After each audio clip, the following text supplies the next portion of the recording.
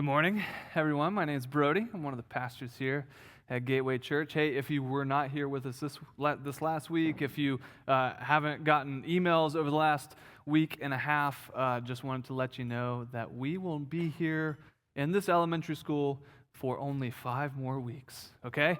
Set up and tear down, no more. Actually, you know what? We might institute it in the building just to set up and tear down, just for old time's sake, you know? I think we should do it. We'll just take the chairs away every week and put them back in. So I want to, invite, maybe you're newer, you have no idea what I'm talking about. Well, we have purchased and renovated a building that we will be moving into. It's 82 Locust Drive. It's just a stone's throw away. And I want to give you some important dates, okay? Here are some important dates. One, I would love for you to join the launch team, and the next time we're getting together to do some landscaping at the building is July 18th, okay? July 18th, so that's a date to remember. August 2nd is the last Sunday that we will be here in the elementary school, okay? August 2nd, 10 a.m., one service. August 2nd. So make sure you know that if you want to kind of be here and celebrate the last of the elementary school, to be here on August 2nd. August 9th will be Preview Sunday. Now, what is Preview Sunday? Or why do we need to do this? Well, for 2 reasons, for people and for processes, okay? People, we want to take some time as a church family to just celebrate, to just like be able to be in there. And also, we want the opportunity to kind of work out all the kinks that a new space brings. And we want to do it kind of in a grace-filled family environment. So we're kind of doing that Preview Sunday for the home crowd, for the home team, and then we just want you to invite like crazy and to bring everyone in for August 16th. That's going to be our big launch Sunday. So that's everything we're gearing up towards. And so I would love for you to be a part of this launch team, to be a part of the firsts here at Gateway Church as we move into a new space. And I can't wait. I'm excited. I'm nervous. Like everything. Okay, I'm really excited. This month is going to be awesome. One thing you can be praying for is the 3rd week of this month, we'll be applying for the CO, for the Certificate of Occupancy. So you can be praying that all the things leading up to that will go well, that everything will kind of get crossed off the to-do list, and that the town of Waynesville will be very kind, okay? So be praying for those things. One more thing, too. I'll send this out in the email this week, but we do have an Amazon wish list. If you're thinking, well, I can't be there for those dates to help out in this way, well, there's a lot of like kind of new furniture and new stuff that we have to get prepared for the building, and so there's this wish list that you can go on there and see something that you might enjoy seeing in the new building, and you can purchase that and get that sent our way. Okay, so that's all the building stuff. I would love for you to be a part of that. You can open up. We're going to be in Exodus chapter 12 today. Exodus chapter 12. So remember, last week we were on the backside of Mount Horeb in the desert of Midian, and we were there with Moses. We found him there. He's 80 years old at this point. He's working as a shepherd for his father-in-law. He's got a pretty complicated past. You know, he used to be this prince in Egypt until he killed a man and fled for his life, and now he's living out in the countryside of Midian. But while he's there tending these sheep, he sees this bush that's completely engulfed in this blazing flame, but the leaves are not scorching. The branches are not turning to ash. And so this is God in his holiness. He is this pure, intense, uncreated life that does not need external fuel to burn. And God calls Moses by name, tells him to take off his sandals because he is standing on holy ground. God identifies himself as the God of Moses' ancestors, of Abraham, of Isaac, of Jacob. He says that he has seen the suffering of the Israelite slaves under the brutal Egyptian masters, and he is coming down to rescue them. And God chooses Moses, this stuttering fugitive, to lead that rescue. And Moses is like, who? Like me? Who am I to do this, Lord? And God completely dodges his question, doesn't answer him at all, but he promises his presence. He reveals to Moses his personal name, Yahweh, which means I am, and then tells Moses, hey, head back to Egypt. So Moses travels back to Egypt. He enters the grand throne room of Pharaoh. This is the tyrant whose empire was built on the back of these Hebrew slaves and whose hands are stained with the murder of these Hebrew children from back in Exodus chapter 1, if you remember that. But Moses, he steps into his presence. He raises his staff. He delivers his message. He says, "Thus says Yahweh, let my people go so that they can worship me." And Pharaoh laughs at him. You know, to an ancient Egyptian, Pharaoh was not just a king. he was God on earth. And he replies, who is this Yahweh? I don't know him. I'm not going to let Israel go. And to prove his point, Pharaoh doubles the slaves' workload, forcing them to make bricks without providing straw. And so this kind of sets the stage for what's about to happen. Yahweh is about to systematically dismantle the entire Egyptian religion, proving that the gods of this empire that they trust in, that they're completely powerless. And that's exactly what happens. God unleashes these 9 plagues, 9 disasters in Egypt, and each one a direct attack on some specific Egyptian deity. So first is the blood. Moses strikes the Nile River, and instantly, the lifeblood of Egypt, think about that, Egypt built on the delta of the Nile River. Everything for their life comes from this Nile River, and God turns it to blood. This smelly, this dead, this bloody mess. The fish die. The water, it reeks. These guardian spirits of the Nile are shown to be completely useless. Second, you get the frogs. Millions of these frogs, they crawl out of the river. They're overrunning the palaces and crawling on people's beds. Even the cooking ovens of the nobility have frogs all in them. And this is a direct hit on Heket, the Egyptian goddess of fertility who's depicted as a frog. God turns her into a symbol of nightmare. Third, you get the gnats. So Aaron, Moses' brother, he strikes the dust. These little grains of sand, they turn into these clouds of gnats, and Pharaoh's royal magicians, they try to duplicate this. They try to do their own trick, to do their secret arts, but they fail. And terrified, they tell Pharaoh, this is the finger of God. But Pharaoh's heart remains hard. Fourth, you get the flies, swarms of flies. They fill the land, but for the first time, God draws a boundary line. In the land of Goshen, where the Hebrew slaves live, there are no flies. God is protecting his people, but Pharaoh still refuses to bow. Fifth, you get the livestock. There's this severe sickness that sweeps through the fields. The cattle, the horses, the sheep of Egypt, they all drop dead, destroying the empire's wealth, attacking the gods of their livestock. And meanwhile, Israel's animals are completely fine, spared. Sixth, these boils. Moses throws a handful of ash into the air, and as it drifts over Egypt, these painful, erupting sores, they break out on the skin of every citizen. The royal priests, the magicians, they can't even stand up to face Moses because they're hurting so badly. Seventh, you get hail and fire. The sky turns black. There's this storm of unprecedented fury, unleashing these giant hailstorms mixed with literal fire. It flattens all the crops. It splinters the trees. Pharaoh panics. He says, I'm sorry, but the moment that the storm stops, his pride returns. Eighth, you get the locusts.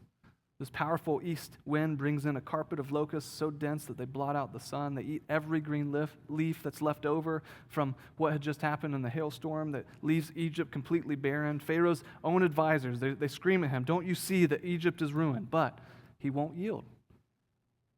Ninth, there's darkness. Finally, God snuffs out Ra, the sun god, the chief deity in Egypt. And for 3 days, this thick, heavy darkness that settles over the land. It's a darkness that the Egyptians can literally feel. It's trapping them in this isolation. And meanwhile, the Israelites, they have light in their homes. So after 9 rounds, right, the gods of Egypt have been weighed and they have been found completely wanting. Pharaoh is now trapped in the insanity of his own self-destructive pride. He snaps at Moses. He's threatening to execute him if they ever meet face to face again. And Moses looks at him one last time. He says, you're right, we will never see each other again. You will never see my face again. So first 9 plagues proved God's power over the false gods of Egypt. But this final plague, this 10th and final plague, this 10th and final disaster, this midnight strike against the firstborn sons, this is about God's absolute justice, okay? Something is coming to the land. There's a final judgment. This judgment is coming on everyone in Egypt. Everyone. Don't miss that. Everyone. It will come to the houses of the Egyptians. It will come to the houses of the Israelites. Judgment is here. Now, up to this point, like if you're an Israelite, you're probably like cheering. You're thinking, finally, like God has come to crush these bad guys and to rescue us. But here, right here with this 10th plague, the story kind of flips on us. You're forced to really face this very uncomfortable question, okay? Here it is. When a perfectly just God shows up to judge evil, how does anyone survive? That's a tough thing to wrestle with. When the perfectly just God shows up to judge evil, how does anyone survive? See, we love to divide the world into the good guys and the bad guys. And listen, we always put ourselves on the good side. pretty much every time. But the Bible doesn't look at the world that way. God's justice is the leveler. When the true creator of the universe, when he holds a mirror up to the human heart, that line between good and evil, it doesn't run between nations, it runs right down the middle of every single human heart. And we're found lacking. The Israelites, they were not perfect. They lived in a corrupted world. They had been shaped by the corruption in Egypt. And so when God announces that he is coming to execute absolute justice on sin, absolute justice on oppression, a terrifying reality sets in, no one is safe. Put yourself in that night, you know? You're getting ready to experience this. The air is thick. You know, the streets are dead silent. You're sitting in the dark with your family. You're waiting. You can't see anything, but you can feel it. There's something heavy. There's something unstoppable that's moving through the land. And suddenly, that silence, it gets shattered. You hear this scream from a few blocks over. A few minutes later, another scream, closer this time. And then you hear your next door neighbor weeping. The judgment of God is stopping at every single house. It's knocking on every single door. It's demanding a payment for sin. Imagine the sheer helplessness of that moment. You can't fight it. You can't bribe it. You can't open the door and start to argue, but hey, I'm a decent person, you know? In the dark, stripped of all of your excuses, you realize this one truth. Left to ourselves, we are completely unprotected against a just God. But right on the edge of that, God does something amazing. He doesn't give Israel a checklist of good deeds to perform to earn their safety. Instead, he introduces a concept that will redefine, that will define the rest of the Bible, the substitute. He tells them to take the spotless lamb, to sacrifice it, to paint its blood on the wooden frames of their door, okay? So this is what we're getting into today. I've done a lot of catching up from Exodus 3 to Exodus 12, okay? But we are getting into the blood of the Lamb. That is what we are doing today. We were looking at this. So here's the big idea. If you're taking notes, be sure to write this down. The blood of the Lamb makes the difference between death and deliverance, okay? Therefore, live as the delivered. The blood of the Lamb makes the difference between death and deliverance. Therefore, live as the delivered. Rescue is coming, right? God has already said that, and what he says will come to pass. But God doesn't rescue the Israelites because they're better than the Egyptians. He rescues them because they are covered by the blood of a substitute, and that single night rescue, the thing that happens, it changes everything about them. They don't just walk away free, they walk away forever marked and forever fed and forever formed by that deliverance. So let's get into it. Exodus chapter 12, I'm going to read verses 1 to 13, and then we're just going to go, okay? Verse 1, the Lord said to Moses and Aaron in the land of Egypt, this month shall be for you the beginning of months. It shall be the first month of the year for you. Tell all the congregation of Israel that on the 10th day of this month, every man shall take a lamb according to their father's houses, a lamb for the household. And if the household is too small for a lamb, then he and his nearest neighbor shall take according to the number of persons. According to what each can eat, you shall make your count for the lamb. Your lamb shall be without blemish, a male, a year old. You may take it from the sheep or from the goats, and you shall keep it until the 14th day of this month, when the whole assembly of the congregation of Israel shall kill their lambs at twilight. Then they shall take some of the blood and put on the 2 doorposts and in the lintel of the houses in which they eat it. They shall eat the flesh that night, roasted on the fire with unleavened bread and bitter herbs. They shall eat it. Do not eat any of it raw or boiled in water, but roasted, its head with its legs and its inner parts. And you shall let none of it remain until the morning. Anything that remains until the morning, you shall burn it. In this manner you shall eat it with your belt fastened, your sandals on your feet, and your staff in your hand, and you shall eat it in haste. It is the Lord's Passover. For I will pass through the land of Egypt that night, and I will strike all the firstborn in the land of Egypt, both man and beast, and on all the gods of Egypt I will execute judgments. I am the Lord. The blood shall be a sign for you on the houses where you are, and when I see the blood, I will pass over you, and no plague will befall you to destroy you when I strike the land of Egypt. Okay, so many things, right? So many things here. Again, this is one of the most important chapters in the entire book of Exodus. Exodus chapter 12, Exodus chapter 20. Those are your two, stakes in the ground. It's one of the most important chapters in the entire Bible. We have to read Exodus 12, not as some isolated ritual, but as a hinge of Israel's whole story. Honestly, hinge of the entire Bible narrative itself. This is the founding moment. This is the night that creates the people of God as a people. Think about it. In verse 2, you get this command to reset the entire calendar. That's pretty staggering, right? Time itself is now to be measured from the Exodus. What does this mean? Well, the deliverance from Egypt was so significant that Israel's entire reckoning of time, the way that they were to think about their story and their time and their life, was to begin from this night of redemption. Everything was to change. There's such a beautiful gospel parallel. Think about it. When a person comes to Christ, life begins to be measured from a new beginning, from a new birth. If you are a follower of Jesus today, let this hit you in the feels, okay? You no longer are measured by your past. Your past no longer holds the pen of your timeline. It is done. You are a new creation. You don't have to spend the rest of your life trying to perform your way out of your past. You don't have to try and manage your own guilt. You have been given a brand new start, a new family line, a completely fresh identity. You are no longer a slave trying to do better. You are a fully delivered, deeply loved child of God.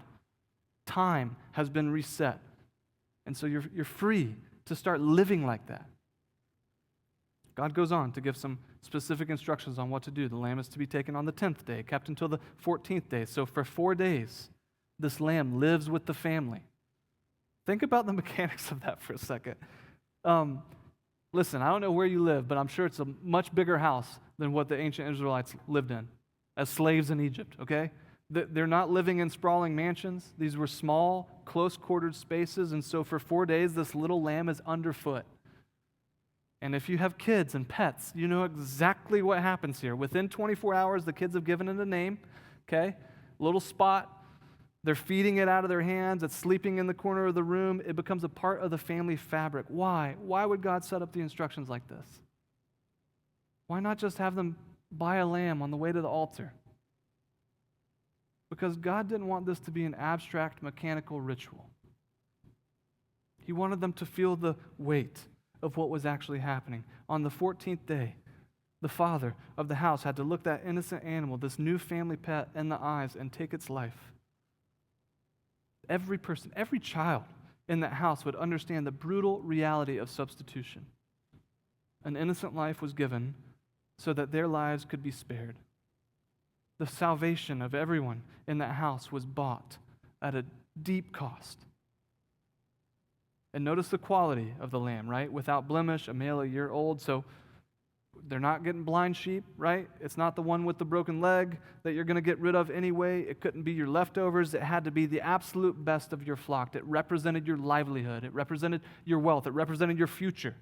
Giving it up was a massive act of trust. And notice also the household, the neighbor provision in verses 3 and 4. A lamb for the household. And if the household was too small, then your nearest neighbor. So this is corporate, right? It's covenantal. It's communal. Just a quick little note here, okay? Israel is being constituted as a family of families. And that family is to be made up, we read later on in verse 38, of a mixed multitude when they're leaving Egypt. So listen, okay? Please listen carefully. This shows us from the very outset that membership in God's family is defined by participation in a redeeming event. It's not by ethnicity, which is why you get, later on in verse 49, one law for the native and for the stranger. So, and I know, I'm from here, I grew up here. This means that any form of racism, any form of ethnic pride is a direct assault on the gospel. The moment that you look down on someone else's background, you are actively working against the very family that God shed his blood for. There's no room for racism. The blood of the Lamb covers the multitude. Those who put their trust in the blood of the Lamb, okay?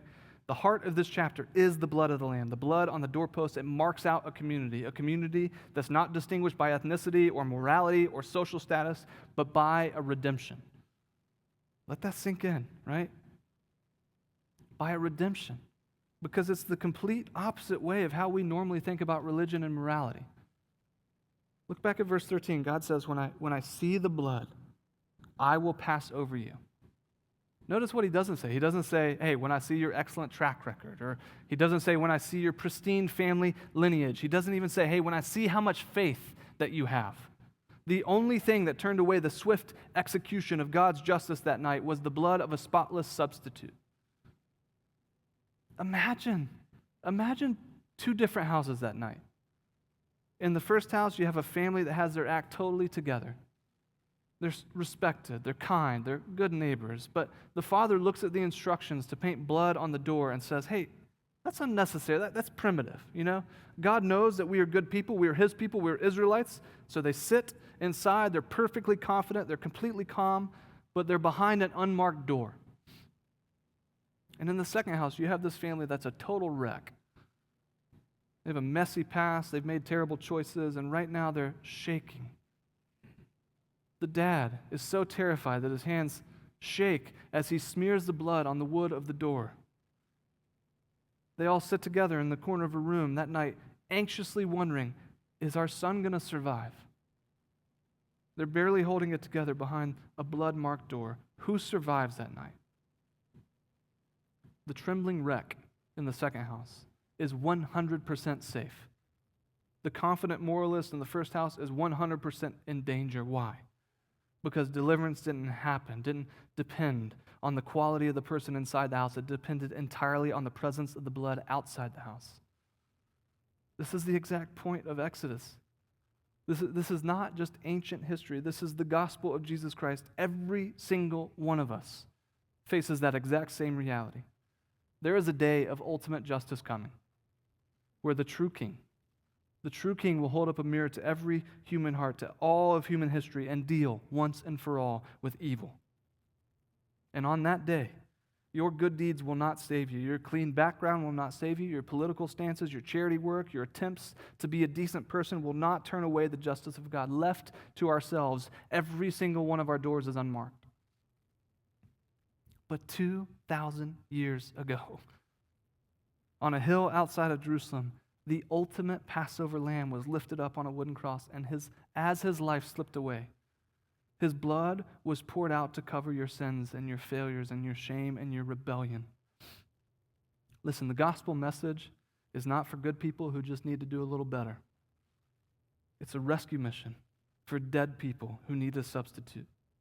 And when you put your trust in Jesus, his blood covers the doorway of your life. And when God looks at you, he doesn't see your mixed track record. He doesn't see your background. He doesn't see your spiritual doubts. He doesn't see the version of you that messed up this past week. What does he see?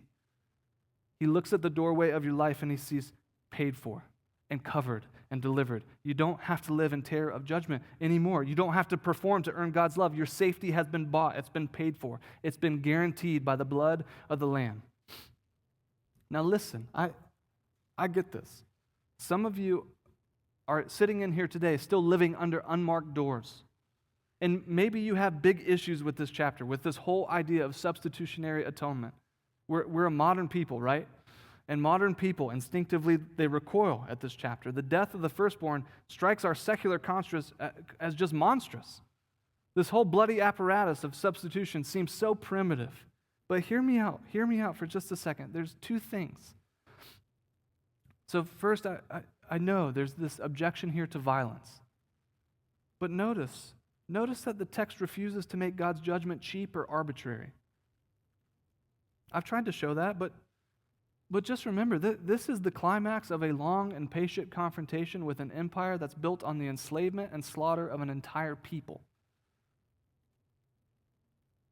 Just, again, go back to chapter 1 of Exodus and see what Pharaoh is doing. So this enslavement and slaughter, this genocide is finally brought to account. The God who executes judgment on the gods of Egypt is the God who takes oppression with a deadly seriousness. If God was a God who simply shrugged at genocide, he would not be more loving. He would be indifferent. Our modern longing for justice against oppressors is actually funded by this very biblical vision. So, I don't see the objection of violence here. I see God's justice, his execution of justice against evil. Secondly, and more searchingly, this chapter exposes our universal human predicament. The destroyer comes to which houses? All of them. Every single house. The Israelite is not safe because he is morally superior, right? He is a slave. He's often complaining, and soon he's going to grumble again in the wilderness. The only thing distinguishing the saved from the judged is the blood. That's the only thing. This is so humbling. It's so leveling. It demolishes the religious person's pride, those people who say, hey, I'm safe because I'm good. And it also demolishes the irreligious person's despair, the one who says, I'm beyond hope, that God knows nothing that can save me. Salvation comes the same way to everyone. It's through a substitute. Every culture knows that real love requires substitution. The parent who sacrifices for their child, the soldier who dies for his comrades. We admire substitutionary love when we see it. The cross, which I'm saying that this Passover anticipates, is simply that ultimate instance, God himself absorbing the judgment that we deserve. Here's how this might be playing out in your heart, right? Our age, our world trusts in self-construction. I save myself by my achievements, by my morality, by my brand. I do it. I build it up. Passover says that you cannot mark your own door with your own goodness. Only a blood that you did not shed can secure you.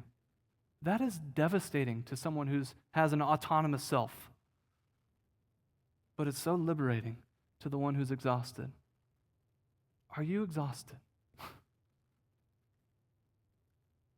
Put your faith in the blood of the Lamb who was slain on your behalf. Join the family of families, a community that's not marked by skin color or culture, but by one redeeming reality, Jesus Christ. So listen, as we close today, I just want to leave you with a few simple diagnostic questions to kind of take with you out of those doors. So some personal reflection. Is the blood of Christ actually applied to the doorway of my life? Do I know that? Do I just know facts about him, or do I know him? There's a massive difference between knowing the theology of the blood and being safe behind it. And so which one describes you? Are you treating Jesus as some historical figure to admire, or as the bread that you feed upon daily? So personal. Second, relational, and maybe even in your family, okay? When your children, when your friends, when the people that you influence, when they look at your life and they ask, why do you live this way? Why do you believe this? Do you have a clear personal story to tell them of what God has done for you? Can you point back to the blood on your doorpost covered? Who in your household, who in your circle needs to hear the story of redemption from you? In your words.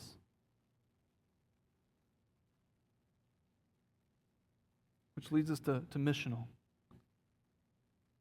Who in your life, who do you know, who is still living enslaved in Egypt, trapped in shame and brokenness, spiritual slavery? Who is that in your life? What is one concrete, down-to-earth way that you could invite them into this story of rescue this month?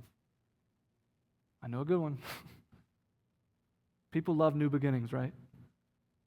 Invite them into the launch. It's easy. Hey, say, listen, I would love for you to come with me. Why don't you come sit with me? We're getting ready to launch this new building and be in this new space. It would be awesome if you were there with me.